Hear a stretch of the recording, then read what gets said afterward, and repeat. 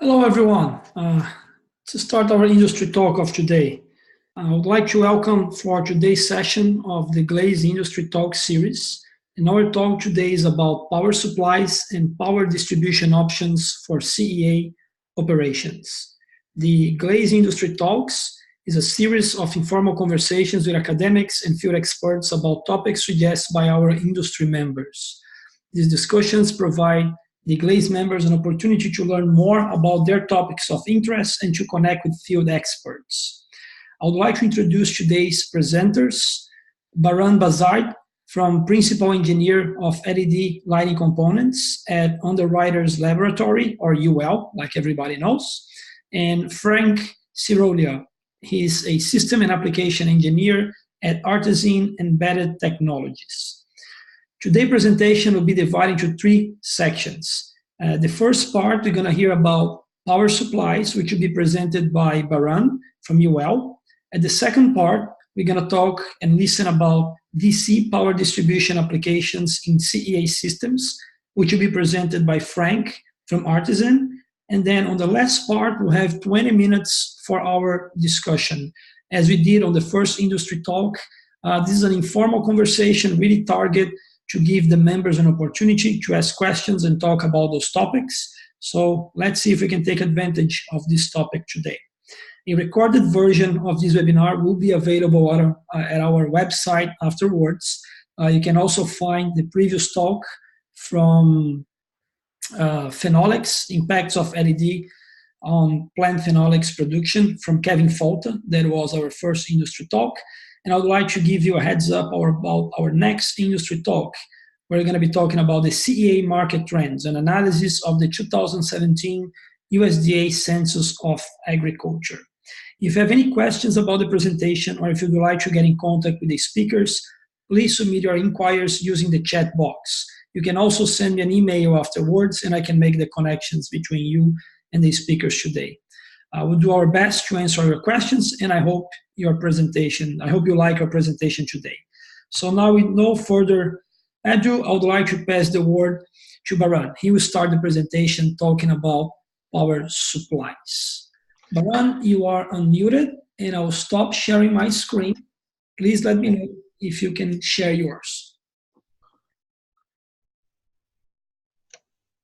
Hello, everyone. This is Bahram Barzideh. Just want to confirm if everybody can see my screen. Yes, we can. Okay. Thank you very much for this opportunity to give this talk about LED drivers. A little bit about myself. My name is Bahram Barzideh. I'm with Underwriters Laboratories. I work in a small group at UL. We have the responsibility to maintain the various UL standards that UL manages on behalf of ANSI. That's one of our jobs. The standard I manage is UL 8750, which is really LED components for lighting purposes. So with that, let me get started. Erico had sent me several questions, and I have fashioned this conversation around these questions. As we go through the presentation, I will attempt to provide the answers to the questions that Erico had brought up. Before we get going, I wanted to let you know that I have nothing to sell. And throughout this presentation, you will see a lot of different types of equipment. In many cases, you will see the names of the manufacturer. I'm using these images to depict the items that I'm discussing. This is not an endorsement of one brand over another. I'm simply using it for our presentation purposes. So with that, let's get started. I wanted to look into, get started with a typical LED light bulb that you might buy at the store. This is a cutout of it. It has a lot of mechanical pieces. We are not going to focus on those things today. I am going to focus on two pieces inside the LED light bulb. There is this piece here with a little green background. This is called an LED driver. And this gray round piece on top, that's called an LED array. The job of the LED driver is to convert the branch circuit supply, in this case 120 volts, to the power levels that are necessary to properly operate this array. So let's say it's 120 volts, and let's say this array works at 12 volts DC at 350 milliamps. So that's what this device does. It converts one type of supply to another. The LED array obviously is the part that has LED packages on them. And these packages, when you apply the proper type of supply to them, they will emit photons and they create light. So those are the two fundamental elements for an LED lighting system, the driver and the array. Now, there is a similarity here between what it takes to build an LED luminaire or LED light and what you might be familiar with in your office, a basic fluorescent light. The fluorescent light also has two main parts. It has something called the ballast, which is similar in function to the LED driver in that it converts one type of supply to another type as needed for the light bulb to work. However, there is a substantial difference at the next step. If you go to your regular big box store, you will finally find a section where there is maybe 10 or 15 types of ballasts that correspond with specific types of fluorescent bulbs, meaning there is a limited number of the types of light sources that you can use for a fluorescent system. Over time, that lighting system has matured to a point where there is some correlation between the types of light sources and the types of ballasts. That is not true in LED lighting today. We have many manufacturers with many ideas about what type of supply they want to use, what they want to convert the branch circuit to, what type of LED arrays they will design, and what they want to do with those arrays as far as power ratings and whatnot. So there is literally a unknown number of permutations of drivers with ratings and arrays with ratings, which makes life very difficult for someone who is putting an LED luminaire together. They need to make sure that all these pieces actually correctly fit. So as part of this presentation, I'm going to talk about all the different types of differences, but just please keep in mind this basic difference that I have explained here. Now, what makes the LED light? It's basically a die. And this integrated circuit, when you apply the proper supply across it, it emits photons and you can see light. Now, the importance of this graph here is that LED lights are current dependent. They're not voltage dependent. The amount of power they put out has to do with how much current is applied across them. This makes it a very different type of a supply, needing a different type of supply as compared to other types of electrical devices that you might be familiar with. Your basic laptop also has a power supply where it converts one type of branch circuit supply to a certain voltage and current, but your laptop works on a constant voltage concept. LED packages require constant current. In other words, when you are designing an LED driver, it is of paramount importance that you have very good control over the amount of current that's available at the output, which is a little bit different from, you know, what you might see in many other utilization equipment, but that's the thing that makes LED drivers different. Now, this picture is basically one die inside a specific type of package. These are called chip on board. Very likely inside here is more than one die. So the voltage that's required across the terminals here, the amount of current that's necessary, each of these may be a different rating based on how it was designed. So in short, LED drivers, they provide a well-regulated power to drive the LEDs. Almost always, they should have a constant current source that will lead to good regulation, good operation of the circuit. There are low-end products in the market where manufacturers use constant voltage designs, or they are doing other things that make using a constant voltage design acceptable. But in most cases, they will be a constant current device.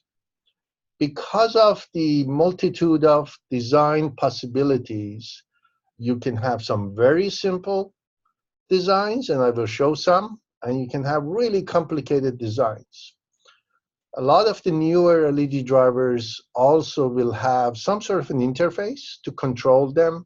Say, you know, you want to change the color temperature, you want to dim it out, or whatever that you want to do with that light, you will have some sort of a control. So this is another example of an implementation of an LED light. In this implementation, you have on one printed wiring board the LED driver. It connects to electricity right here, and here's the LED packages. So it's all in one, and that's just so that I apologize. That's just so that you can see that there are possibilities here. LED drivers come in different shapes and sizes. This, as you can see, is a ballast footprint. Many LED drivers will look like this because the lighting industry wanted to use essentially the same footprint for these types of drivers. Sometimes they go inside other things, so it's just a printed wiring board. This is a direct plug-in that happens to be an LED driver, and this is a remote device. So just to show that they can come in many sizes and shapes. Here's a very simple design. You have branch circuit, a little voltage divider, a diode pack, and the drivers, and that's it. So it's a very simple design, and likely not constant current. This is something a little bit more complicated. This is a switching design. This design does not have isolation, so the 36 volt that's out here is not isolated by a transformer or galvanically from the branch circuit. It's controlled by this chip. So obviously the regulation here at the output is a lot more controlled. Here's another design, very similar. This is also a switching supply. The difference here is that you have an isolation transformer. Also note this capacitor here that bridges between primary and secondary, and also this capacitor here. We'll talk about that for a minute a little bit later. So remote drivers, these are drivers that are not in the same location or inside the same LED fixture. They are located remote. They can be in an attic, they can be in an equipment closet. They connect directly to branch circuit in some way. Normally they will have their own appropriate fire and electrical enclosure. Or you can have drivers that might sit inside the luminaire itself. I am showing two versions of these. They might or might not have their own fire and electrical barrier, and they get connected to branch circuit with leads inside the equipment. The standard that we use in the US is American National Standard for LED components, which are the packages, arrays, the controllers, and the drivers, all of the things that we have talked about very briefly here today. All of these are covered under 8750. CSA has 250.13, which is substantially similar to 8750 because we gave them the copyright to use majority of the materials there. Now, one thing that I want to say about 8750, this standard is not design specific because, as I explained, we have isolated and non-isolated. We have constant current and constant voltage. We have so many different possibilities. There isn't a mandatory design criteria. What we do have is, based on what claims you make and how you have designed it, we have some minimum requirements for safety. Now, with regards to your specific industry, we are at this time working on a standard for horticultural lighting. That's UL 8800. At this time, it's an outline, which is going through the process of becoming a American national standard and also the standard in Canada. We're expecting for all of that to be finished sometimes in the summer. Now, this is the last screen that I have, and I wanted to talk about LED drivers in horticulture applications. Things that you might need to consider is ambient temperatures, likely a little bit higher than what you might expect in a task lighting environment. It's all about correct ratings on the input and the output. Got to make sure that all these pieces are actually appropriate for the power levels that they're operating at. You need to have the proper enclosures because of the environments that you're working in. Today, UL 8800 will only allow luminaires and by extension LED drivers, standalone LED drivers that are rated damp or wet. These are definitions of the National Electrical Code, and it's excluding products that are rated for dry environments. Many manufacturers of horticultural lighting are using remote power supplies on account of the amount of power that they need. There is an issue of cumulative leakages. It's on account of those capacities that I showed you in those switching supplies. This is not an insurmountable issue.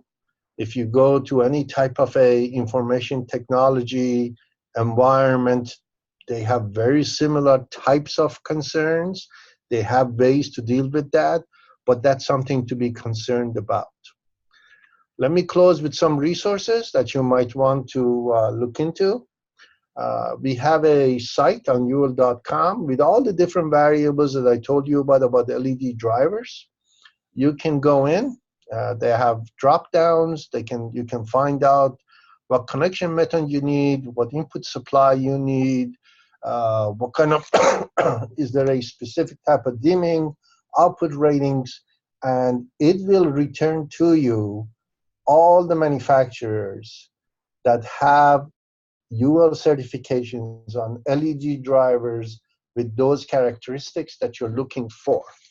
So it's actually a free tool that's available to anyone at ul.com, and it's really quite useful.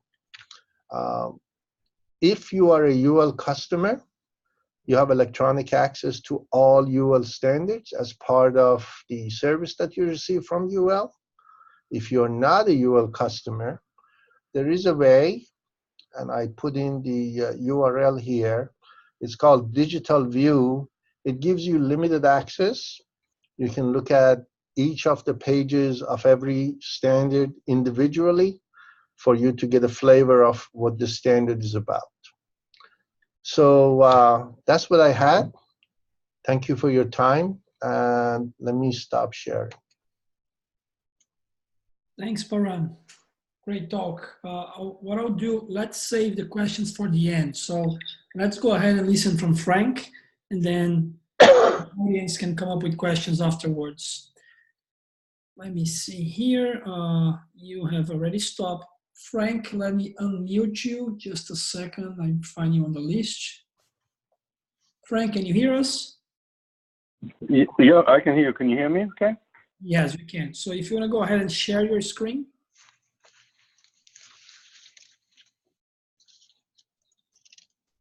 Perfect. We can see. Yeah.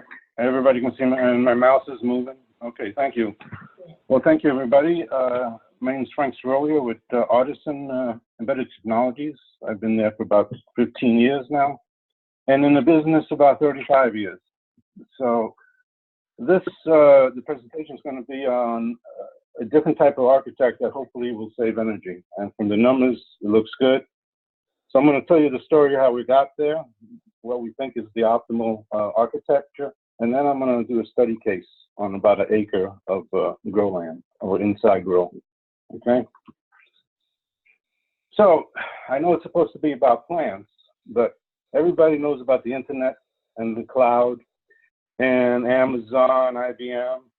And if you look at the revenue of these guys, you know, 56% growth in 2017. So the cloud is just taken off, right? A lot of data centers, a lot of power.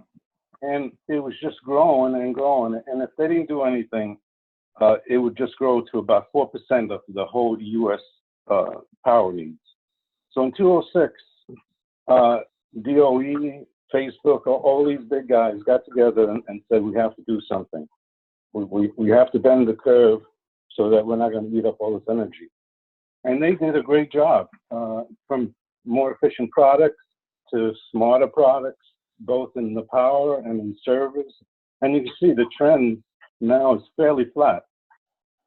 So in 2016, they were doing about 1.8% of the total US.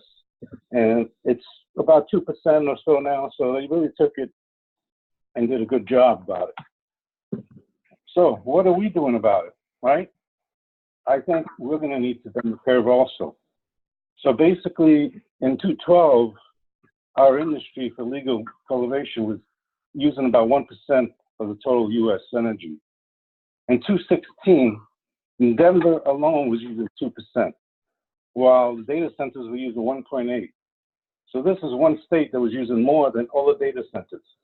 So we have to do something about all this, right? So what are we going to do? So what I did is I took their principle of a data center and I said, okay, we have to bend the curve because otherwise it's just going to take off. And it's going to be 50% of the US consumed, you know?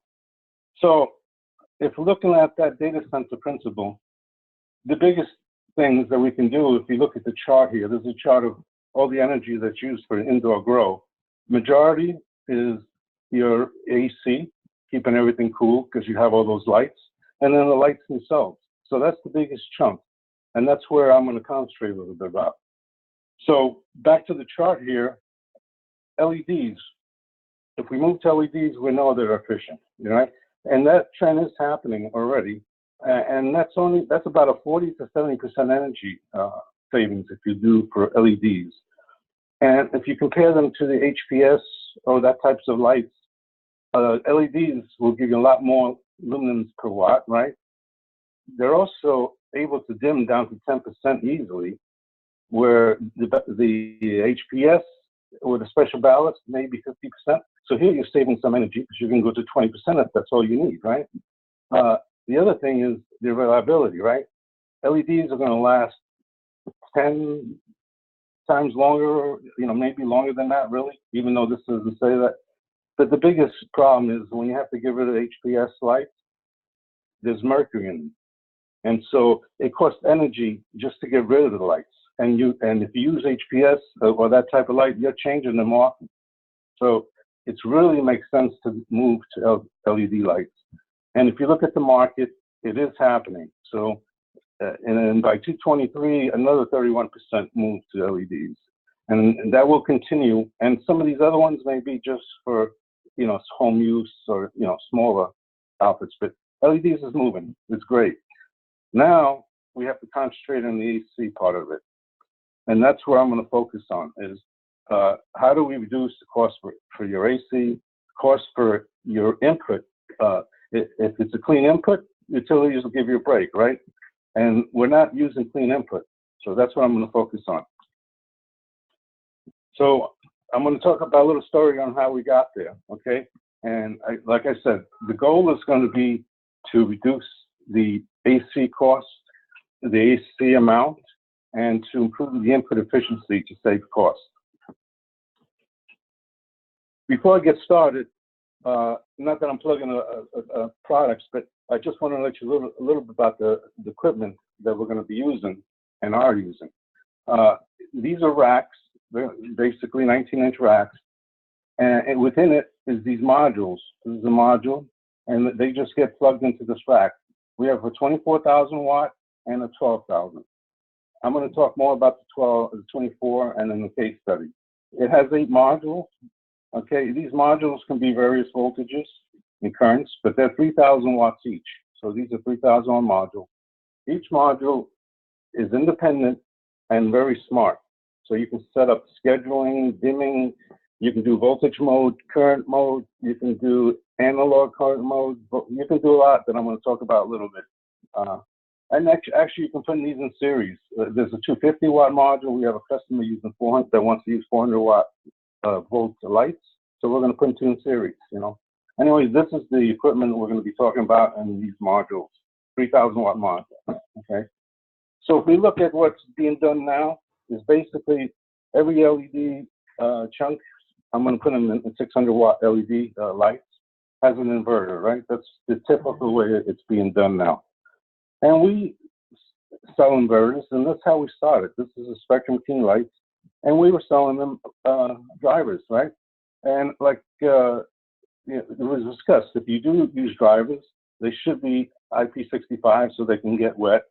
Temperature range has to be pretty high.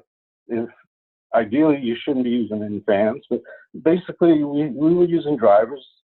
The drivers produce a lot of heat within this area, and that's how we talked to Spectrum King. We were saying, how do we reduce the heat?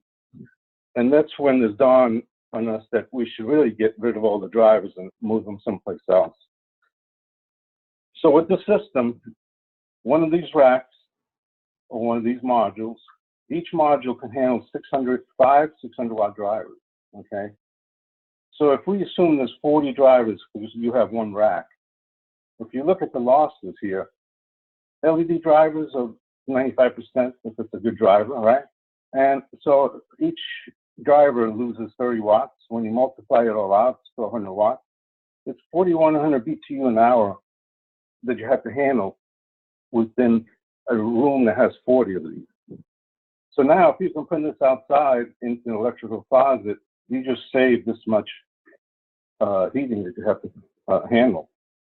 And what we're finding is, cost-wise, if you're in the 10 to 14 drivers where you're using, say, more than 14, it starts to make more sense to start using this type of system, even if it's the 12,000 watt with a couple of modules, because you'll save, or its payback is fairly quick. You don't have to pay for all that AC that you need. So we went from the drivers, again with Spectrum King, and they were using 54 volt lights then. So one of these modules, it's a 3,000 watt module, was handling 5 of the lights, 600 watts each, right? And since they were 54, there was a lot of current that had to be fed to power these, right? So what they were finding is it was a little rough on installation and a little costly on the wires, right? So after an installation or two, what they decided to do is make 250 volt LEDs. So now with 250 volt LEDs, instead of a 56 amps that you need, you're down to 12 amps. So now your wire size is down to about a 14 gauge. And if you look down on this column here, initially we're using 3 gauge at about $1 a foot, right? And then they went to 14 gauge at 10 cents a foot. And they also saved about 50 watts. This is for about 200 feet, because about an acre is about 208. So this is just, and there's a lot of 200 feet, right? Because you're putting into zones and stuff like that. So, and that's just one module. So what we think is the best option is to use some high voltage. Like I said, we have another customer that's thinking about using 400 volts. So, but to use high voltage, put the DC or the power source in the electrical closet. Sorry, an electrical closet. Now, this system is all 3-phase. You're going to have nice, clean input. So, besides this being the optimal way of doing it as far as power, so that all that heat is not in the grow area, it's basically an electrical closet that you can exhaust easily. Besides all that, the other thing that you really get out of this is that you don't need a PLC, because these racks, let's say you even have one rack. We have this little box. It's called a power controller, Power Pro communication module or connection module. So you can take this with one rack or up to 6 racks, and inside here you can put in different schedules for different modules. So, excuse me, you gotta be careful of the mouse. So if you have 6 racks, if you have 6 of these, right? That's 48 of these 3,000 watt modules. So you can have 48 3,000 watt zones. And each of these zones can be doing different things. You can have 2 of them going 12 hours on, 12 hours off. You can have some that are starting off at 10%, 20, while the other ones are really coming down, so that you don't have everything on at the same time, you know, so that they think the days, one zone is a day and then one zone is a night. So you can do all kinds of things, because these modules are smart. And you can do it either web-based, so that it's wireless, and then you can get rid of all this PLC and the I/O ports. You don't need all this wiring. So you just saved a lot of money and a lot of energy just in driving this, because it's smart enough to drive itself and to drive the light. So basically, if you had 6 of these, you can have 240 lights or 8 zones that you're doing whatever you want with it, without any of the PLC needs. And that's a freebie. And again, it's centralized, so it's not in the grow area. And if you do use the digital part of it, which is web-based, they have these dashboards. You can actually start monitoring the input, the modules. You can have cycles, you know, scheduling. You can monitor with iPhone, iPad, and make changes. So it's pretty nice, and that's all digitally and through the cloud. But at the same time, we can also provide the analog signals, 0 to 5, 0 to 10, on the front of the module. So that even if you're monitoring various other items, you can have this monitoring equipment within the electrical closet, and then you're just running small wire or length wires into the front of this for 0 to 5, 0 to 10. And again, either voltage or current you can use. So the modules are pretty smart, again, digital or analog. So really, the solution that we're proposing and that we're actually working with various customers is you put in all the power in the electrical closet. You have the controller, so you can either do it through the web, or you program everything here and do it locally. So you have all the schedules that you want.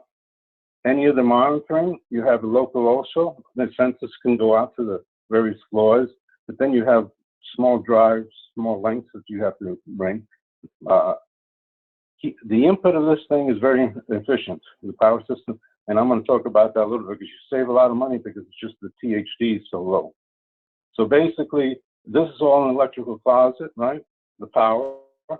You run 3 leads, positive, negative, and the chassis, or the earth ground, into these conduits, or these are ND and NUMA junction boxes with the fuses in them.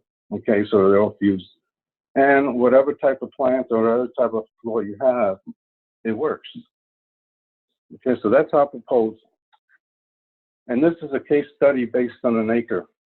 And that's going to be based on the centralized remote, basically an electrical closet, versus your traditional driver for every LED. Okay, so we're talking about 1 acre. For the 1 acre, and these are using 600 watt lights to make it easy, you're going to need, 1 acre, about 1,763 LED lights, and the total power you need for those lights is a little over 1 million watts, basically. Okay, so for our rack, these are 24,000 watts each. you're going to wind up needing 44 racks. And this is the input to the racks, basically three-phase. Okay. With the drivers, okay, we have this many lights, 1,763. That power, 1 million. Now, you basically need one driver for every light. Okay, so you have 1,763 600-watt drivers that you're going to need. This is more of expense versus efficiency, but there's some of it in there, because here is the price basically if you use these rack systems centralized, the number of racks you're going to need, all the modules you're going to need. It's about 190,000. Okay, using the drivers, you're going to need 1,763 drivers at about 97 bucks. So you're at 171, a little bit better, right? Now for the controls. For our controls, we just need that little black box, the PPCM, and we need one for every 6. So it turns around that we need 8 of these boxes at 120, so 960. For the PLC, and we've talked to customers, and they said we're conservative with this because I question it. For the PLC controller, you need I/O ports, you need the PLC. That's expensive equipment, and it's about 180,000 for that much light, for this many lights. And then on top of that, the wiring. On our side, you don't need the wiring if you're going to do everything digitally. On their side, if you do it the wiring, it's almost $23,000 and all that wiring that you need to control the light. Now the AC part, right? Because our system's in the closet. The other ones, all these LEDs are in there, the drivers. So you're going to have 1,763 drivers, right? At 95%, basically almost 53,000 watts you can dissipate within those grow areas. And that's 180,000 plus BTUs, which means you need a 15-ton additionally to whatever AC you need before. So that's just 15 tons extra, which is 16,500 just for the equipment and installation roughly. Okay. So basically right now we're picking up a 5% savings by putting in the equipment into electric closets just because of the heat. Okay. And then for the energy part, just plug it into the utilities. Okay. The biggest item here that helps the centralized is the equipment we have is the total harmonic distortion is only 0.8. On the drivers, they're up in the 16%. The utilities pays you on the parent, charges you in the parent power. So when you do the numbers, the parent power using drivers, you're 1.28 kilowatt volts amps, kVA, where the centralized, because of the low THD, you're at 1.156. It's a 10% savings just by plugging it in. And forget about the light and the heat, but just your power and your electrical losses, costs. And that's assuming 10 cents per kilowatt hour. If you're paying more, it's even going to be worse. So basically, the two systems, using the centralized one, you're saving $110,000 a year. And I'm not including the AC yet. If I include the AC, we had the 1 million watts that we needed, and then we had to put in an extra 53 because this is the heat, right? So we're 1.1 million watts that we need. And then when you do the numbers, it gets to be about $150,000 in savings because you don't need that AC in there also. So basically, the reason I say it makes sense, architect, is I've had a bunch of booth duty, right? And in our booth, we usually have a lot of LEDs from different companies. People walk by, they look at the LEDs, and they keep looking, and they're looking for the inverter. They're looking, and I say, you're looking for that inverter, right? Yep. So the inverter is in an electrical closet. You know, why put the heat on in the rooms? And a bunch of them, you know, that makes sense. That's why aren't more of that being done, right? So remove the heat, by taking the drivers out of the grow area. That's about 5% energy savings, okay? And it just makes it easier on the plants, right? And then the input, if you have clean input, and it's also 3-phase versus single phase, so it keeps all the phases equal, so that utilities love that also. Otherwise, you have to do something. So basically, 10% savings is just your input. And then if you can go to higher voltage on the LEDs, you're going to save, we're saying 1.6, but there's a savings there. You're also going to save if you're able to dim, right? Because you don't, even if you use an HPS lights, if you can only go down to 50 and you really don't need 50, you really just pissing power away. So if you can dim, and then additionally to that, you don't have the extra expense for the PLC and IOs and all the wiring you need for that. It makes life easy for all the installation, right? So in summary, if you look at what the data centers did, we have to do something, right? So what are we doing? We're going to LEDs, right? That's one nice thing that's happening. The trend's there. So that's a nice 40 to 70% of energy savings. And then if we can do central power architecture, we can save another 15%. So hopefully this circle will start to be a little more equal, and then we can tackle some other parts of it. But I think if we continue working on going to LEDs and getting the power out of the grow areas and having efficient inputs, I think we will do our parts also. And that's all. Thank you for your time. I'm sure there may be questions. Thanks, Frank. Thanks. Thanks, Bahram, Yes. as well. Well, I'd like to thank both of you for the talk, and let's open for any questions from the audience. So let me do that. I did this last time. I'll do the same. Everybody is mute right now. I will unmute everyone on the call. So if we have too much noise in the background, I'll mute everyone again, and you can send me questions through the chat. But it works well last time. So let's see. And right, I have unmute folks. Well, yes, I unmute everyone on the call. So anyone has a question from the audience? I do have a few. This is Bob Hoffman, Shenandoah Growers. Go ahead, Can you hear Bob. me? Yeah. Okay. With the for Frank, the central power supply that you utilize. So we've been investigating the centralized power supply.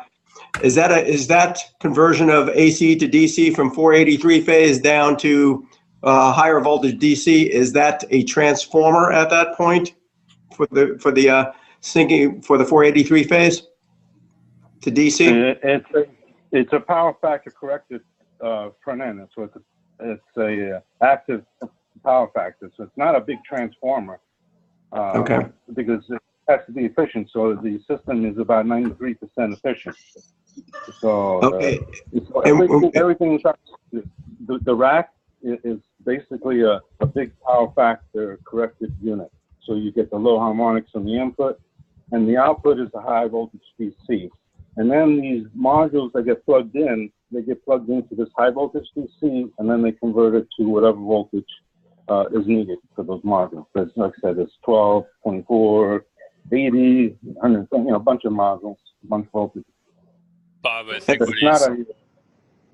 I think what he's saying is that his rack mount unit that he's selling is the conversion from high voltage to low voltage. So you don't need to have a separate transformer.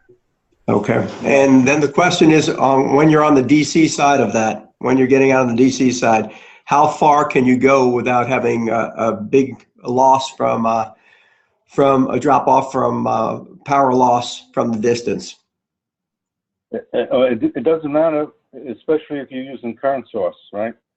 If you're using a voltage source, then you have to pay attention to the wire size and the length, right? And what you like to handle. Frank, I don't think you're answering the question there.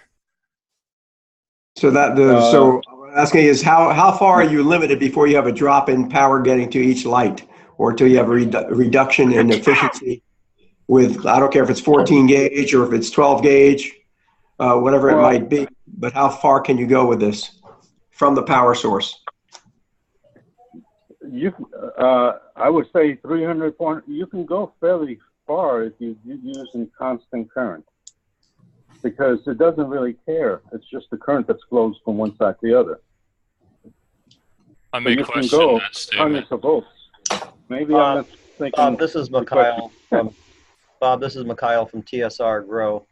You likely can go about, it depends on the gauge of the wire, but you're going to have some voltage drop across that distance. It's Right. depends if you're a 10 gauge or 12, or we would typically say, 12 gauge if it's 150 feet.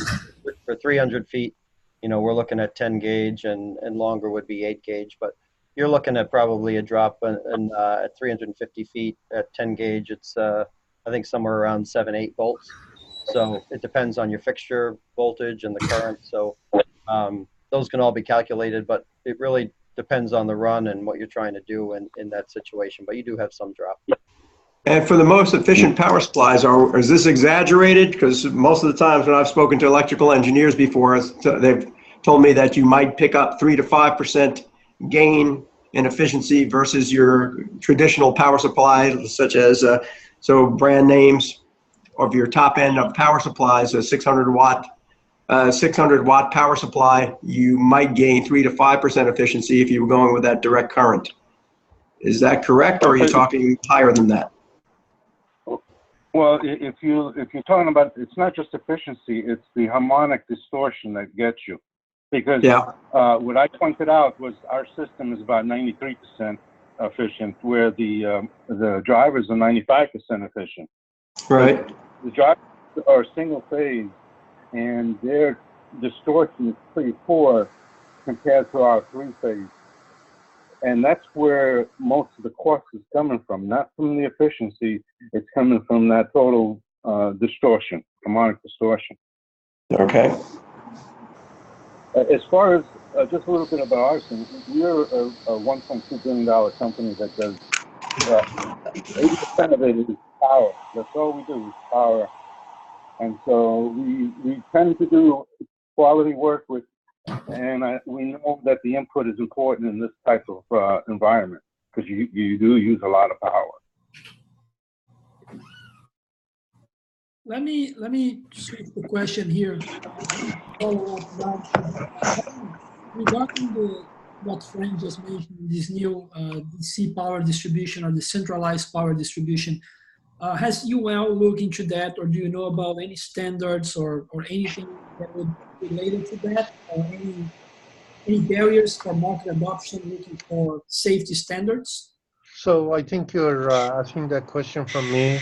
From our perspective, this is simply another source of supply, and if it is high voltage and high power, it has certain concerns that you might not see, say, from a class 2 type of a supply, but we have ways to mitigate those. We would make sure, as it was discussed, that we have the proper wire gauges, temperatures are not exceeded, there is appropriate overcurrent protection on each side. Inside the luminaire, now you're talking about a high voltage, high power type of circuit. What kind of access do we have? So if we are presented with something like that, obviously we have in our standards requirements to deal with those. Yeah, from our side, we just... If I may, Sorry. the system that was presented here is not unlike a data center. It's really a very similar concept. And so it's not something that is, there's a known technology that's being used for a different purpose. Okay. As far as our system, it was recognized just because it was designed also for the medical guys. So we just made it listed so it's easier for the growers to get either UL or ETLC. So we do have one grower that already has the ETLC done with it.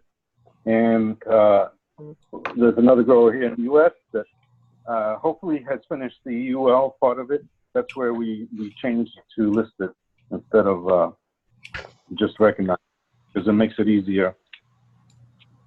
Sure. I have a question for our UL representative. Isn't it true that the total harmonic distortion of a system is dependent on the design of the driver itself?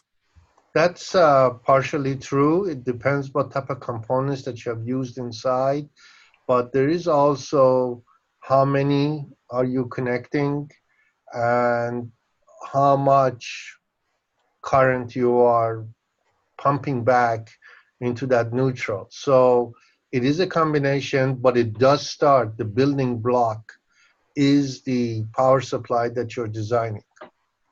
So is it in your experience, is it accurate to be able to represent specific savings of energy on total harmonic distortion between localized drivers and remote drivers? I really cannot speak to, the calculations that were presented, but I am sure, people who design data centers are concerned about the same thing, and they are looking for ways to reduce the effects of the phase shift and what. Yeah, well, we can send you the calculations, so, Excel sheet, so that you can do it yourself also. Yeah, I guess what I'm trying to figure out is whether what is being represented is a specific product specific thing, or is this more of a widespread approach, meaning DC power supplies in the in remote locations being distributed out to greenhouses over low voltage track or DC distribution systems. Is it the approach that saves money, or are we pitching a specific product here? I have seen other products that are working from DC type sources. So clearly there is a sector in industry who believes that that's a better approach and more cost savings. Please understand that from our perspective, we are most interested in the safety of the device and assuring that according to its design, it can work properly and safely. I think it's true that there are so many different concepts and different implementations. So I really cannot tell you one is better than the other, though. Yeah, I was just wondering if you had any experience on whether DC distribution, which is what was represented here in a product-specific way, right, is tending to result in lower total harmonic disturbance. But that depends on the equipment. So there may be others that are doing that, but hopefully for this big power, because it's not 600 watt or 3,000 watt power supply. You're talking about 24,000 watt and multiples of those, right? Whatever equipment, even if it's not ours, whatever equipment's there, if it has low THD, then you're going to get savings versus all these drivers that have high THD, right? So that's one thing. The other thing is, by having all that in the electrical closet and not out on the floor, you're saving power there too, because you don't have to use AC power to cool it off. So, but don't you need that somehow, Frank? No, I mean, what do you mean? Do I need Well, what? you still have an electrical room to cool. Yeah, but that you can exhaust right outside, right? You don't need. It's going to be a small little room, and you can put a big fan and exhaust it out. You don't need to really even AC it if you have a good fan exhaust. Okay. The heat load calculation doesn't seem to change. It just changes where you're removing that heat from. Yes, but again, if you have a small electrical closet, it's easier to get heat out of that than it is to get out of all those floors. For a small room, you don't need a 12-ton AC to get that cooled.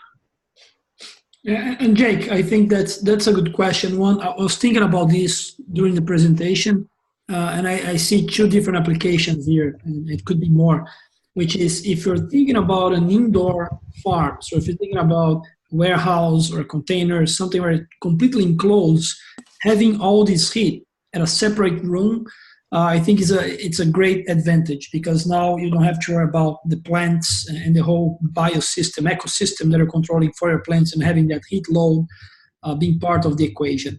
Now, if you're thinking about a greenhouse, that's when I was wondering how much benefits can you get out of that, right? In a greenhouse, you're normally using lights during the winter time, it's darker, and this can help to warm up the greenhouse versus having all this heat outside of the greenhouse. It's only 5% gain.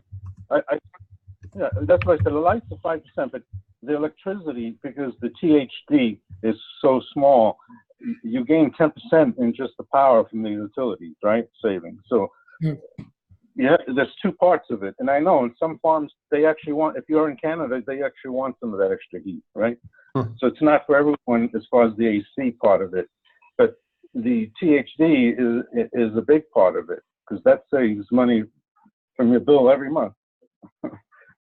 Frank, we're close to 3 p.m. here. I just would like to close with one question. We do have a good mix of growers and lighting companies on this talk here. So really the question is for both of you, for Frank and Bahram.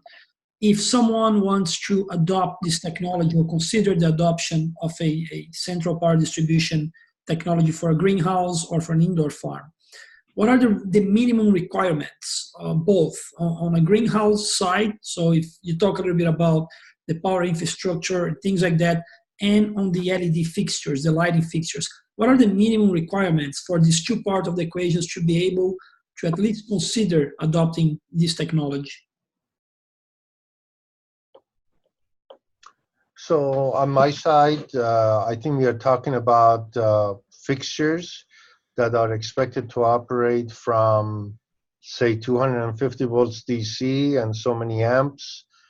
Those are likely kind of complicated type of a fixture.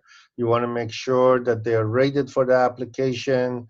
They have some type of a safety marking.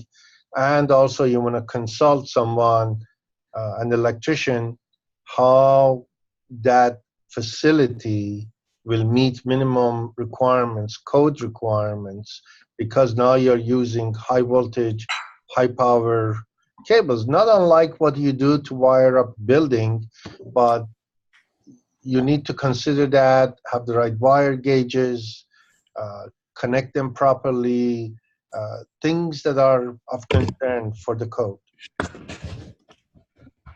Awesome. Thanks, Bahram. And yeah, from my side, it's more of when it makes sense capital expense wise. And like I'm saying, if you're going to use more than about say 14 to be on 600 watt drivers within your facility, then you might want to think about going into a centralized location because it starts to get to a point where they're equal in price. And if you're going to have more than 14, if you go through the numbers, you'll find that doing a centralized approach will save you some money. And the bigger it is, the more you'll save. Perfect. Well, excellent. We are at 3 o'clock here, so I would like to thank everyone for joining the industry talk today. Thanks for our comments. Thanks for the discussion. It's always great to have all these views from lighting manufacturers, greenhouse growers, and our industry experts. So let me thank again Bahram and Frank for providing the talk. And if you have any questions, any follow-up, please send me an email. I'll make sure I can connect with you, with the speakers, and the same from both of you, Frank and Bahram. Any questions, any follow-up with GLASE and our members, please let me know. I'll be glad to make this connection. Just make a reminder again, our next industry talk will be about the CEA market trends and analysis of the 2017 USDA Census of Agriculture. So see how the market is growing around US. And we have our next GLASE Industry Advisory Board meeting in person now coming up at Cultivate. So next month in Columbus, Ohio on the 16th. I look forward to see everyone there in person and just continue the good conversation and the good discussions around GLASE. That said, I thank everyone, and I see you next month. Have a good day, everybody. Bye-bye. Thank you very much. Thank you. Okay. Thank you. Bye-bye.